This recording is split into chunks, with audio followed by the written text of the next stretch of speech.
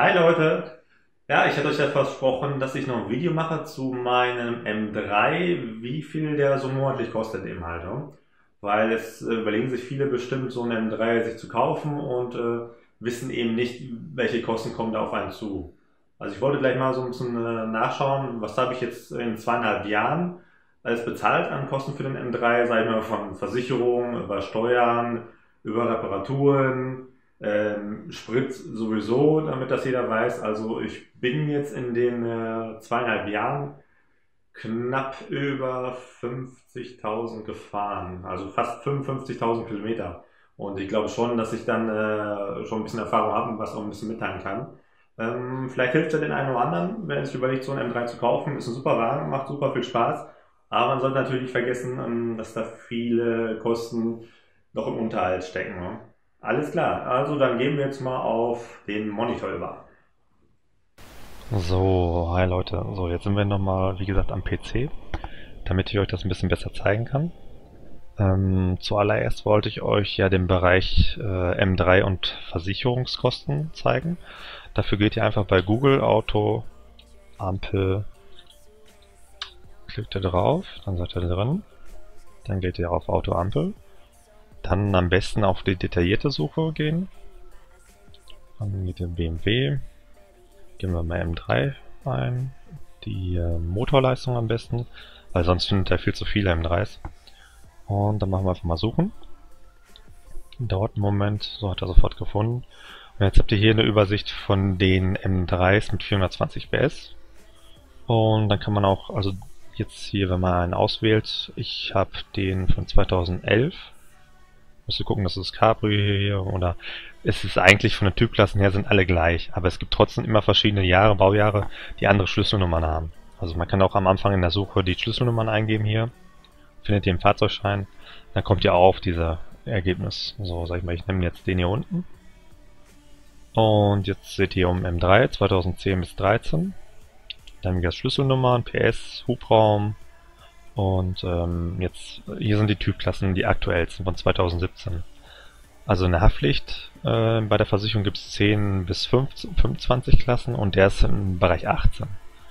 Also so Mittelwert bei der Haftpflicht, weil ihr kennt ja bestimmt, bei der Haftpflicht zählen also darunter die selbstverschuldeten Unfälle und je mehr Unfälle man baut, sag ich mal im Jahr, umso höher steigt dann die Typklasse in der Haftpflicht bei dem Modell. Sag ich mal, wenn jetzt ganz viele M3-Fahrer immer mehr Unfälle bauen, dann steigen jedes Jahr dann die Typklasse um einen nach oben oder mehrere nach oben, das geht auch. Es kommt immer auf die Schadenhäufigkeit an. Bei der Teilkasko seht ihr, das ist echt der Hammer. Also 33, das höchste, was es gibt, hat der M3 in der Teilkasko, in der Einstufung. Und unter Teilkasko zählen ja diese Schäden, sag ich mal, Wildschäden mit einem Reh, Einbruch, Diebstahl, Hagelschäden, Glasschäden, ja, und so weiter. Da hat der M3 sehr hohe Schäden, ich schätze mal wegen dem Diebstahl ist er ein sehr beliebtes Auto und wird oft geklaut und deswegen ist es sehr weit oben. Und vom Wert her sind die auch noch ziemlich teuer, die M3s. Und wenn wir dann jetzt in den nächsten Bereich gehen, Vollkasko, ist ja auch fast das Höchste, was er hat. Und unter Vollkasko zählen ja diese Schäden, zum Beispiel Vandalismus, wenn jemand dein Auto zerkratzt und du weißt nicht, wer es ist, dann kannst du es über die Vollkasko laufen lassen bei der Versicherung. Oder wenn ihr selbstverschuldete Unfälle hattet, ihr seid selber schuld, ihr seid, sag ich mal, jetzt bei Glatteis irgendwo vorgefahren oder ja, dann kann man es ja auch über die Versicherung laufen, aber dann steigt damit irgendwann auch die Typklasse, die allgemeine Typklasse, von der, die jeder bezahlen muss, wonach sich die Versicherungsbeiträge richten. Ja, und hier unten könnt ihr nochmal sehen, die letzten 5 Jahre, wie so der Verlauf war von den Schäden, von den Typklassen insgesamt. Bei der Haftpflicht ging es kurz hoch und dann wieder runter. Bei der Teilkasse ist es immer weiter nach oben gegangen, also wie gesagt, ich schätze mal wegen den Diebstählen sind auch mehr geworden. Ja, bei der Vollkasko ist er kurz runtergegangen, dann wieder hoch und dann wieder runter, da hat sich nicht viel getan. Und hier ist nochmal eine Übersicht, eine Bewertung der Typklasse, also eine Haftpflicht ist er bei 18. Und das ist mittelmäßig, wie ich euch gesagt habe, war hier in der Mitte. Teilkasko-Bereich 33. Und hier seht ihr die teuerste aller Typklassen. Das ist echt der Hammer, wie gesagt. Und bei der Vollkasko war 32, Typklasse 32 ist sehr teuer. Ja. Und wenn ihr jetzt weiter hier unten geht, dann habt ihr ähnliche Fahrzeugtypen, da kann man sich mal so einen Überblick schaffen, ob es einen anderen M3 gibt, der vielleicht günstiger ist. Aber wie gesagt, bei den 420 PS M3s beim E92 oder E90-Reihe, sag ich mal, sind die alle gleich. So, hier. Sogar ach doch gar nicht, nicht ganz. Das ist jetzt hier der M3, der neue, seht ihr, von 2014. Der mit dem 6-Zylinder Biturbo. Und der ist von den Typklassen, seht ihr in der Vollkasko ist der 2 Typenklassen günstiger als der alte M3. Ja. Und das ist wie gesagt die Limousine und damals war der M3 das Coupé. Das haben die auch geändert. Und hier seht ihr das ist müsste der ab 2015, ja, Competition Paket der M3 sein, Competition Paket. Der hat dann 450 PS anstatt 431. Ja, und dann damals gab es dann noch den E46 M3, seht ihr hier, mit 343 PS. Und der war auch wieder ein bisschen günstiger als, gar nicht, das ist gleich so viel. Aber hier gibt es dann einen mit dem 2000 bis 2006. Also die ersten E46 M3s, die sind auf jeden Fall günstiger. Seht ihr, 16 anstatt 18, 30 anstatt 33 und 28 Zeilen. So. Und der günstigste war der E36 M3, war mit 321 PS. Ja, das ist echt ein schöner alter Klassiker. So, also das war jetzt im Bereich mit der Versicherung. Und wie gesagt, wenn ihr jetzt hier die Schlüsselnummer schon habt, 7909 AAW, gehen wir hier drauf nochmal, 7909, ach der AAW, hat die es schon mal ausprobiert, dann seid ihr sofort jetzt hier drin, da müsst ihr nicht lange suchen. Aber wie gesagt, ihr habt das Auto ja anscheinend nicht, ich wollte euch nur mal so Tipps geben, bevor man sich den kauft, sollte man sich ja informieren. Achso, was ich auch noch zeigen wollte, ist der Vergleich vom Bekannten, der hat einen R8. Da wollte ich euch mal einen Vergleich geben. Moment, dann machen wir auch nochmal Audi R8. Und der V8 vom R8, der hat auch 420 PS. Dann machen wir mal suchen. So, und jetzt seht ihr hier, das ist vorne am oberster Stelle, Audi R8. Er zeigt ja auch noch andere an, weil jetzt eine 8 in der Suche mit drin war in der Bezeichnung, deswegen, aber wir nehmen den hier oben. Und jetzt mache ich mal hier so ein Splitting Screen. Oh, so, und dann gucken wir mal, das ist der M3. Ja, und dann seht ihr sofort, der R8 ist in der Versicherung günstiger als der M3. Also da sind 4 Klassen Haftpflicht. In der Teilkasko sind es 29 zu 33, auch nochmal 4 Klassen. Und bei der Vollkasko ist der R8 eine Klasse nur günstiger. Ja, hier kann man es auch noch sehen. Ja, günstig, mittelmäßig, ja, wenn man das so sieht.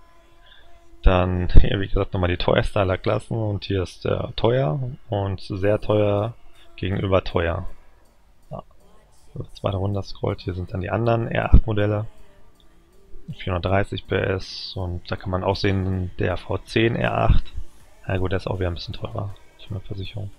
Ja, und da habe ich mich ganz schön geärgert, als ich das gesehen habe. Beim Bekannten, der bezahlt für seinen R8 weniger als ich für mein M3, obwohl das eigentlich umgekehrt sein sollte. Ja. Und eine gute Funktion ist auch noch, wenn ihr dann, jetzt hier habe ich es jetzt nicht drin, wenn ihr dann hier oben draufklickt, dann kommt ihr sofort verlinkt zum Autoscout. Und da kann man sich dann auch nochmal vergewissern, ob das wirklich das Modell ist, was man sucht. Das ist auch noch ganz hilfreich. Ja, aber dann machen wir das jetzt mal wieder zu. Und dann gehen wir mal zum nächsten Bereich. Und wollte ich euch nochmal eine Internetseite zeigen, wo man gut die ganzen anderen Kosten sehen kann. Das nennt sich autokostencheck.de. Und dann geht ihr am besten hier auf Marke, BMW, Modellreihe, das ist dann ein M-Modell. Dann ist es der M3 und dann könnt ihr auch nochmal sehen, nehmen wir den M3 Coupé 420 PS. So, dann seid ihr sofort hier drin. Klicken wir auf Steuern. So. Jetzt müsst ihr schauen, also hier ist dann neue Kfz-Steuerberechnung ab Juli 2009. Das waren 366 im Jahr. Erstzulassung zwischen 2009, 2011. Meiner hat 03 2011, also müsste 366 Euro sein. Danach bei 386 Euro. Und hier müsst ihr schauen, steht ja auch nochmal dabei, kann sich immer ein bisschen abweichen vom Baujahr, eben halt Getriebetyp. Ja, da müsst ihr nochmal genau nachschauen. Also so um, sag ich mal, knapp 400 Euro liegt er mit den Steuern. Müsst ihr berechnen. So, und dann gehen wir nochmal weiter. Die haben ja auch so einen schönen Übersicht vom Verbrauch. Sag ich mal, wenn man jetzt 10.000 pro Jahr fahren würde, sag ich mal, im Verbrauch habe ich so um die 14 bis 15 Liter, ich mache mir ja 15. Und wenn ihr dann jetzt hier auf Aktualisieren geht, dann habt ihr, wenn ihr im Jahr 10.000 Kilometer fahrt, müsst ihr mal 169 Euro im Monat an Spritkosten ausgeben, bei 15 Liter Verbrauch. Ja, aber da jetzt fahre ich knapp 30.000 im Jahr, dann seht ihr, das sind 500 Euro. Das macht natürlich schon was anderes, ist das schon, ne? Wenn ihr jetzt weiter runter scrollt, dann könnt ihr auch nochmal sehen, hier ist eine Übersicht von den ganzen Benutzern. Die haben dann angegeben, wie viel die verbrauchen mit ihren M3. Und ja, hier oben diese NEFTS-Angabe kennt ihr ja vom Hersteller. Das haut ja nie so hin. Das ist ja alles unter künstlichen Bedingungen erprobt. Das ist jetzt hier 13,6 und 22 Benutzer. Oder 24 Benutzer haben dann hier 15 Liter. Also eher seid ihr hier in dem Bereich. Ne? 14 bis 15 Liter. So, also das hätten wir dann auch. Also wie gesagt, Versicherung haben wir nochmal. Hier ist auch nochmal Versicherung, kann man hier auch nochmal schauen. Also ich fand das bei der Autoampel aber ein bisschen einfacher. Sah ein bisschen übersichtlicher aus. Und wenn ihr jetzt hier schaut, da ist auch nochmal 18, 32, 33. Ja. Das ist das höchste eben halt hier. Ja. So, und dann gehen wir nochmal auf den nächsten Punkt, wollte ich ja nochmal zeigen. Also, ihr könnt ja auch nochmal gucken, Wertverlust. Ihr könnt ja auch nochmal schauen. Fahrleistung, eben halt, wenn ihr das eingibt, Neupreis in den letzten Jahren, wie sich das geändert hat. Ne? Da kann man den Wertverlust so sehen. Ist auch ganz interessant. Aber habe ich jetzt nie so genommen eben halt. Unterhaltskosten ist noch eine ganze Übersicht. Versicherung, Steuern pro Monat, Kraftstoff, Benzin. Da kann man auch nochmal drauf gehen. Also wie gesagt, ich bezahle für meinen jetzt an Versicherung. Ich habe jetzt SF-Klasse 16 habe ich jetzt und bezahle, erst hatte ich 180 Euro Vollkasko bezahlt im Monat. Und jetzt habe ich den Tarif gewechselt, ein bisschen was umgestellt. Jetzt komme ich auf knapp 120 Euro im Monat. Aber sag ich mal, wenn ihr noch jung seid oder jetzt nicht mit den Prozenten, sag ich mal, dann rechnet mal so mit 150, 200 Euro im Monat an Versicherung. Ne? Wenn ihr natürlich schon älter seid, ihr seid ganz unten mit den Prozenten und auch nicht so jung vom Fahralter eben halt. Da gibt es ja auch mal Zuschläge, wenn ihr jetzt 18, 19, 20 seid bei der Versicherung. Also dann wie gesagt, dann liegt es so ungefähr bei 150 bis 200 Euro. So. Dann zeige ich euch jetzt mal gleich das nächste. So, kommen wir mal einfach zum nächsten Punkt. Das ist hier ein Kostenvoranschlag vom großen Service. Der ist schon ein bisschen älter, seht ihr, vom 29.07.2015. Aber ich meine, es hilft euch trotzdem, es ist so eine kleine Übersicht, was der BMW-Händler jetzt veranschlagt, wenn ihr da jetzt hinfahrt. Also, das war ein großer Service, ich meine, der war bei 120.000, 130.000 Kilometer fällig, irgendwie so um den Dreh, bin ich mir jetzt nicht mehr genau sicher. Aber hier könnt ihr schon mal sehen, da sollte also Motoröl gewechselt werden. Dann seht ihr mal hier die Menge, das sind die Arbeitseinheiten beim BMW.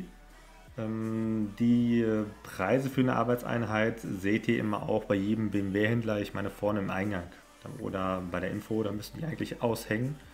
Ist immer ganz interessant, weil verschiedene Filialen unterschiedliche Preise haben. Könnt ihr mal einfach vergleichen. Also ich würde mir an eurer Stelle immer verschiedene Angebote einholen. Dann könnt ihr gut vergleichen. Ja. Also hier seht ihr zum Beispiel für diesen Service Motoröl zum Wechseln 36,60 Euro. Dann das Öl 8,8 Liter. Kommt ihr auf 224,40 Euro plus nochmal den Ölfiltereinsatz für 30,96 Euro. Dann seid ihr knapp bei 290 Euro. Eben halt nur für den Ölwechsel mit Öl. Dann gibt es auch einen Service Standardumfang.